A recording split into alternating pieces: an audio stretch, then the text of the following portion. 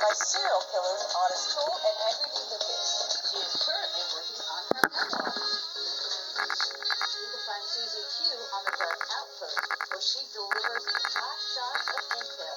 You can also find Susie at her arena, Joel's Indoor Arena and Event Center, located in Atlanta, Texas. Don't forget to subscribe to the Dark Outpost at darkoutpost.tv. There you will find exclusive content, interviews, documentaries, and intel not found anywhere else. For the full show, go to awakenation.tv. Falling down the rabbit hole can hurt. Ow, that's gonna hurt. We will provide the researchers and whistleblowers. Your mission is to discern the truth from the MSN lies.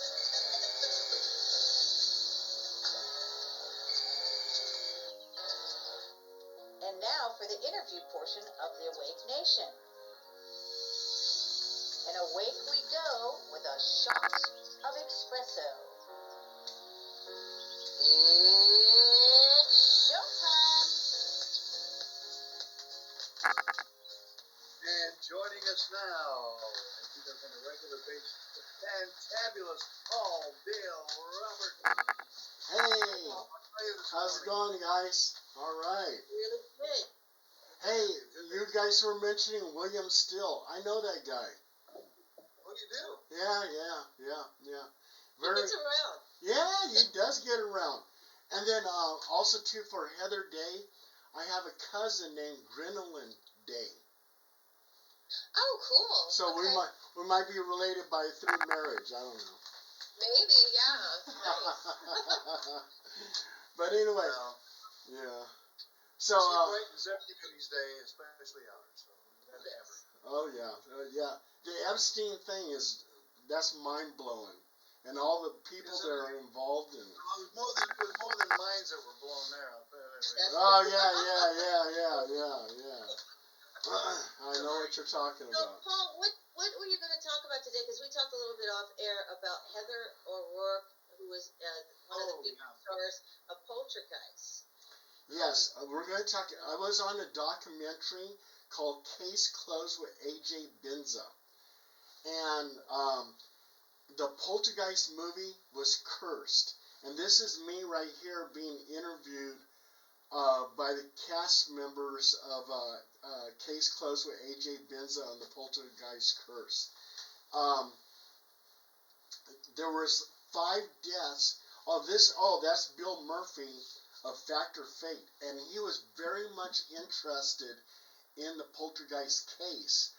And they were trying to pursue it for a documentary. And the people that I investigated with, they didn't want to have any more documentaries about the case, and I'll explain that pretty soon. Yeah. Why is that? Well, yeah, I'm going to get right to that. I'm going to mention, though, the Poltergeist movie, there was 5 deaths. You know, Heather O'Rourke, who died at age 12, cardiac arrest by septic shock. And then her older sister in the movie, Dominic Dunn, she was strangled by her boyfriend, her ex-boyfriend. And then there was Julian Beck, who played Cain, the evil reverend in Poltergeist 2. He died of stomach cancer. And Will Simpson, he played Taylor the medicine man, died of kidney failure. And then there was this guy named Lou Perryman. He had small part as Pugsley, and he was murdered by this guy who wanted his car, and he was killed by an axe. So, oh, wow. Yeah, so you have 5 deaths. And why? Well, they think the curse was because Steven Spielberg, trying to save some money, went and had real skeletons out of India placed into the movie set. You know what? They did a supernatural on that too. Yes. The Winchesters. Yes. They talked about that case in one of the supernatural episodes. Oh my. Dying on the set. Yeah. I really definitely think that movie was definitely cursed. Um, Go ahead and show the next picture. Okay. The picture to the left, that's me back in, oh God, 80s, I guess. But, Wow. yeah, that. What, the 1880s? yeah. The 1880s, yeah, that's me as Joaquin Marietta. I know you've been around the block a few times. After we blessed the house where Heather O'Rourke's doll was at, and I'm going to get into that blessing. Now I got the doll at the very last. What's the Yeah. deal with the doll? Yeah. We're going to get right to that. But anyway, the picture to the left here of me dressed up as a cowboy, blah, blah. That, as soon as we got home, that picture was thrown across the living room. So it's almost like we brought the curse of the Poltergeist movie to our home. We had to re-bless our home and everything else. The picture to the right, that's our psychic witch fire. And she did an outstanding job in this investigation. And she's being interviewed with Case Closed with AJ Benza. So anyway, we got contacted by this couple named Dusty and Jamie Lynn. And they went and purchased a cursed doll, a Cabbage Patch doll. It belonged to Heather O'Rourke, and they had a certificate. Wow. Yeah, they had a certificate showing that it was authentic, that it was actually owned by Heather O'Rourke, and that doll was cursed.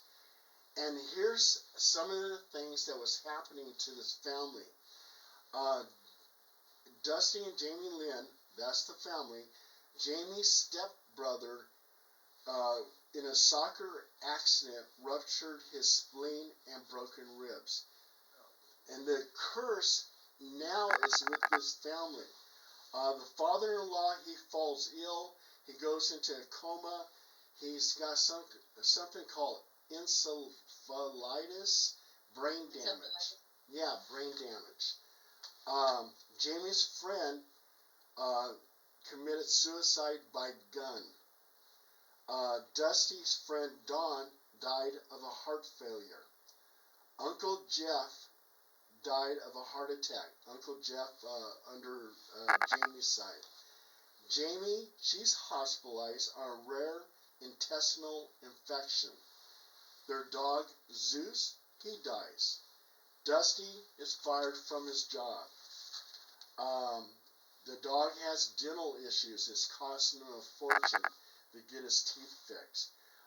Jamie has heart problems, and they take away her driver's license because of her heart. They start having financial issues. Dusty's mother fractures her hip and gets a hip replacement. And now, divorce pending.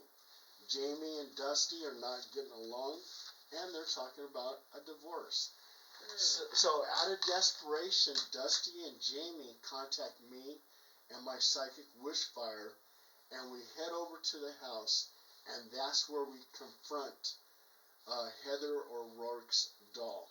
And in the next picture here, That's the one with the circle, right? I think so, yes. Let's see here. Okay. Oh, okay. We took this picture in Dusty's home. And remember I told you Steven Spielberg, to save some money, he went and got some skeletons from India? Could that possibly be one of the skeletons from India? Because that looks like a skeletal hand. It does, yeah. Yeah, and that was taken right in Dusty's home. The age. Okay, here's the next one. Okay. Oh, our psychic wishfire, she says there is a ghost or some type of entity sitting on their couch. I snap a photo, and that's what I got. It does look like something there. Oh, yeah. I totally believe Okay, that's me right there doing a Roman Catholic house blessing of Dusty's house.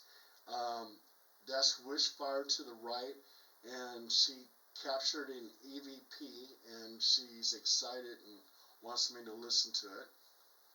What did it say? Time to go. Oh, wow. Yes. Like Time. as in you guys need to leave? Yes, or it was going? yes, time to go. Yes. Okay. Or maybe the skeleton, maybe the ghost wants to go, like, cross back over. I don't know. I'm just thinking of That's possible. disturbs. This is Paul Bradford from Ghost Hunters International, and I told them about the case. They were also too interested in doing a documentary over there, and for some reason, Dusty and his wife Jamie, they had no more dealings with documentaries. So I was their last documentary. Huh. Yeah. Are they still married? Yeah, they were married because Wishfire did a successful job in containing or binding the entity to the doll. And Now, may I show the doll? yes. Okay, because this is just, I turned it upright. It was Okay. sideways. Oh, yeah. Okay. Yeah, there's the doll. She placed salt around it. She did some ritual stuff, which I'm not really that familiar with. But Jamie and Dusty were so pleased. They said, yeah, Wishfire contained the entity inside that doll. That doll is now in a blessed glass case. And they're having no more problems. They're not going to get a divorce. What would happen, Paul, if they just took the doll out of the house, gave it to a thrift store or whatever, would the entity still be in it? And what happens if you burn that doll? Yeah, if they will take that doll and just kind of give it away or whatever, that curse is still within that doll. So whoever has possession of it is now cursed. So that's not a good thing. You have to contain that entity within that doll. And burning it is really not acceptable. It's best to just place it in a blessed container, a glass container, and bless that container. And like now, because of that they did that, they're not having any more issues. And I'm being reminded of a ghost story when I was a child. It was one of the scariest ghost stories. It was called The Green China Doll. And if I remember correctly, they couldn't get rid of the doll. It was like it kept coming back, even when they would try to get rid of it. I mean, it was just an old ghost story, but who knows if the doll would reappear or something. Wasn't there a Twilight Zone about that, David? Yeah, there was an episode about a doll that was Talking Tina. Whoa, right. I remember talking to Tina. Could not go. That Annabelle doll is also the one that from The Conjuring. That's also in a glass case, I understand, so that if it can't do any harm either. And so is Robert. Robert's the doll. Remember the male doll that was also kind of creepy. I mean, that's kind of what creeps me about ventriloquists, because you remember the Twilight Zones. Was it Twilight Zone or Outer Limits?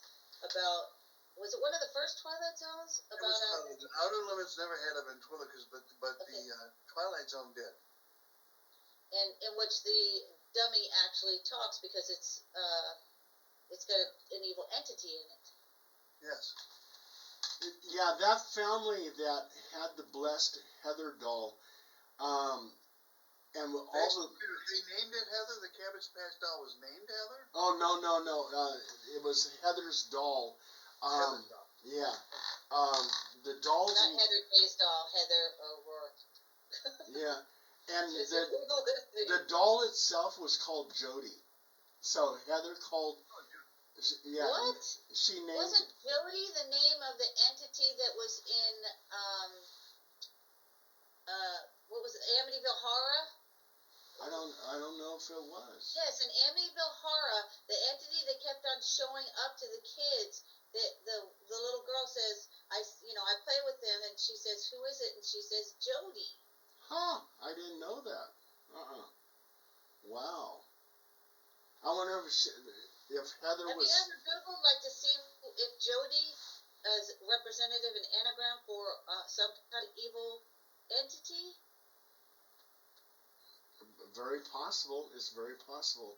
All I know is that the family, they could have really blown this up and did all the documentaries with Ghost Hunters International and everything else, but they didn't want the publicity. All they really wanted was help.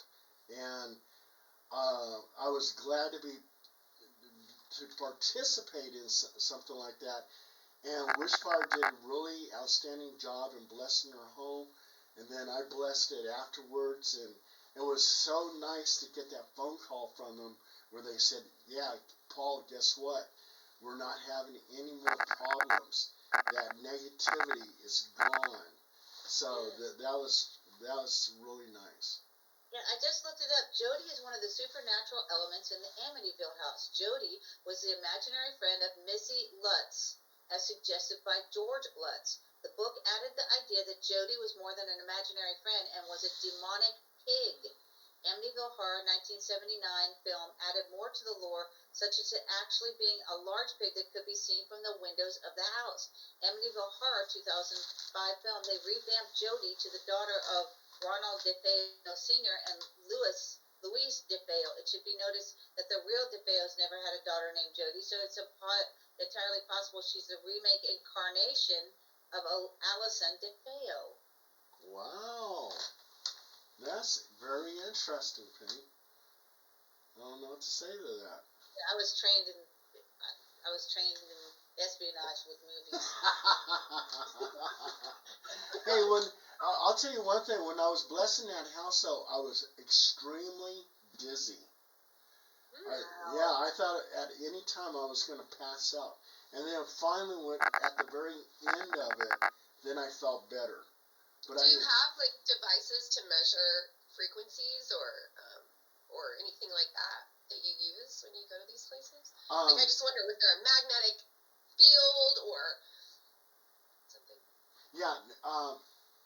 When I was doing the blessing of the house, I mean, you felt like cold spots and stuff like that. And with our temperature gauge, it showed that it was actually cold. So there was something going on. And then, but at the very end, I felt very relieved. It was like getting the fresh air. It was like, oh my God. It's like getting a shot of espresso. But you guys wouldn't understand that. I've heard that somewhere. You know what? I think, Paul, you should get together and Penny put him in touch with Amy Poehler, because even though she does audio things for targeted individuals, I wonder if she would have anything that she does. Yes, she does frequency analysis. Oh, really? Yeah, I wonder if she could pick up, like the tool that your friend had. That's to pick up voices. I wonder, if Amy could get into that. And the only reason I know about the Amityville Horror thing is because I know Christopher Corino. He was actually Christopher Lutz. He kind of disappeared though. He's one of the subjects of the documentaries for the Amityville Horror. So he was the son of the Lutzes. Didn't something happen with the lady that was in The Exorcist too? Like, isn't there a trend of these horror? Oh yes, yeah. The Exorcist, the movie The Exorcist, they say that was cursed. That was another cursed movie. Maybe people should just stop doing these movies. Yeah. Yeah, I don't like to watch movies with demons. That's where I can watch psychological thrillers, but I wouldn't watch. They are using movie sets for demonic and satanic ritual abuse. They're being used, and the actors are being hired in certain things. Remember Armie Hammer? I met somebody who was that said that she was on set with him, and he's a cannibal. He's from the Hammer, the legacy of Armand Hammer. Oh yeah, that's right. Right. Yeah, he's a cannibal. They're literally using movie sets and the actors are, perpetrating egregious crimes and satanic ritual abuses on some of the other actors that are there. They're acquiring them. They're targeting from their position in the military entertainment complex. Yeah, and they call it Hollywood magic for a reason. People don't realize. It's amazing that, back to the Epstein thing, how these major actors and politicians and stuff are involved in this dirty stuff. Things that went on at the island. And come to find out, and I was kind of shocked, the godfather to the paranormal is Ed Warren and his wife. Warren? Who investigated the original animal, the Conjuring. Yes, and Lorraine Warren. And then they had dirty secrets themselves. They had this young girl, underage, living with them, and supposedly Ed was fooling around with this young girl. Man. Yes. Yes, and also too, they say that Ed Warren would actually hit his wife, Lorraine. But if you talk to any paranormal person, they totally ignore that. And Ed and Lorraine Warren are like their paranormal heroes. Wow. Yeah, it's shocking. All these dirty secrets that are coming out. I can hardly trust anybody anymore. It's really unfortunate. Yeah. But we trust you, and where can people find you, Paul? Oh, well, just all my information is right there on Google and Bing. You can just type in Paul Dale Roberts. You'll see my books. You'll see some of my articles, and any one of my articles has my paranormal hotline telephone number on there. So if you're in the Sacramento area and you got some paranormal activity, I'm there to investigate. Who are you gonna call? Paul. Paul Dale Roberts. Yes, that's it. I enjoy every one of our visits here. You always bring something so fascinating to the table. What an interesting, conversation about Heather O'Rourke and the cursed movies. And I'm sure there's a lot more of this going on in Hollywood. I've heard stories of ghosts of actors on sets and stages, and of course my wife is involved in theater, and there's a lot of interesting things about ghosts of past actors who passed away and that sort of thing. So I'm sure there's a lot going on there. And also, there was a story about the Wizard of Oz, Paul, in which one of the, I don't know if it was a Munchkin, but somebody hung themselves and they still filmed. Oh, I heard of that. Yeah, I heard something about that. Can you investigate that, see if that's true, Paul? If they invite me to investigate, I'll do it. But also, too, Penny has a connection to the Heather story, too. She was telling me about. Yeah, I researched it extensively. If you want to read a little bit about the research, you can go to shepherd.blogspot.com. And that's SHEPARD, shepherd entertainment.blogspot.com. Paul, thank you so very much. You're always fascinating. I get the privilege of looking at the pictures before anybody else and going, what? Yes. You look at the picture and you go, what the heck did Paul just say? The dog was the one that just gave me the heebie-jeebies. Especially that one with the ghost in the couch. I thought that was kind of interesting. Of course, I've seen couches that have been pretty dirty when you sit down and then a little puff of smoke comes out. But that's this case. I think this one was haunted. Paul, we will talk to you again real soon. Thanks so much, and thanks for getting our year off to a great start. All right, thank you guys. Thank you, Paul. Okay, good morning. Bye. All right. Right. Bye-bye. Paul Dale Roberts here on the Awake Nation. I love that. What a way to start. I love I did paranormal. too. He was up at like 5 in the morning. I was like, Paul, what are you doing there? He gets up before the ghosts. Yes. I always just see ghosts in my dreams. If I see ghosts in real life, I'll call him. But so far, it's just in my dreams. Who are you going to call? Paul Dale Roberts. we need to do an intro for him. I know, I need to figure out a Ghostbuster intro. A I'm gonna write that down. thing. Write that down. Okay. Yeah, write that down. All right. We're going to take a quick break. When we come back, we're going to get serious here with Marissa McGinnis of the Me Too Family Court Movement. We'll get into that. The next hour of the Awake Nation is sponsored by our good friends over at Numi. I got to tell you, folks,